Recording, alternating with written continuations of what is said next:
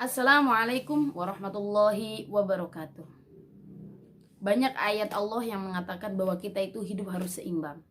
Dalam kehidupan bermasyarakat, manusia itu dituntut untuk seimbang.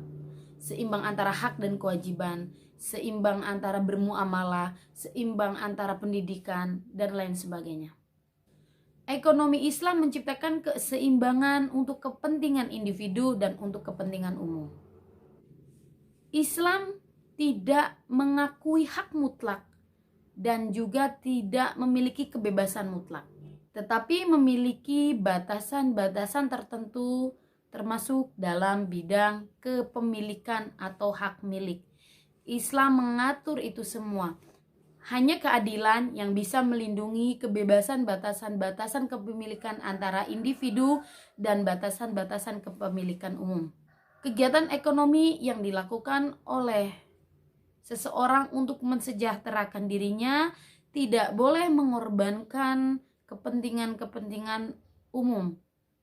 Seperti di dalam Quran surah Al-Hasr, Allah menjelaskan, Bismillahirrahmanirrahim, ma afa'allahu ala rasulihi falillahi walir rusuli walidil qurba wal yatama wal masakin wa banas sabil kaila yakula dulatam bainal aghniya'i minkum wa ma atakumur rasula fakhudhuhum wa ma nahakum anhu fantahu wattaqullaha innallaha syadidul iqab.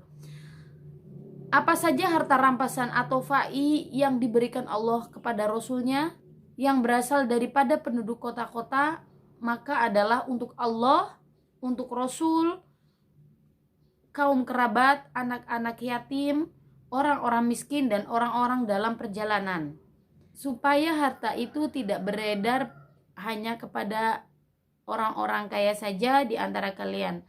Apa yang diberikan Rasul kepadamu, maka terimalah, dan apa yang dilarang bagimu, maka tinggalkanlah. Bertakwalah kepada Allah, sesungguhnya Allah amat keras hukumannya.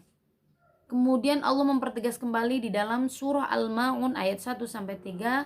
Bismillahirrahmanirrahim. Ara'aital ladzi yukadzibu biddin fadzalikal ladzi yad'ul yatim wala yahuddu ala tu'amil miskin. Tahukah kamu orang yang mendustakan agama? Itulah orang-orang yang menghandrik anak yatim dan tidak menganjurkan memberi makan orang miskin. Kemudian dipertegas kembali oleh Allah dalam Quran surah Al-Ma'arij ayat 24 dan 25. Walladzina fi amwalihim haqqum ma'lum lis-sa'ili wal mahrum. Dari ayat-ayat di atas jelas bahwa kegiatan ekonomi yang dilakukan oleh individu untuk mensejahterakan dirinya tidak boleh mengorbankan atau tidak boleh mengabaikan kepentingan orang lain. Prinsip ini harus tercermin pada individu-individu yang melakukan kegiatan ekonomi. Ciri ini jelas berbeda dengan jenis ekonomi kapitalis yang hanya mengedepankan kepentingan pribadi dan ekonomi sosialis yang hanya mengedepankan kepentingan umum. Dalam hidup berekonomi dituntut untuk seimbang. Karena apa? Ekonomi Islam menciptakan keseimbangan antara kepentingan individu dan kepentingan umum. Terima kasih. Wassalamualaikum warahmatullahi wabarakatuh.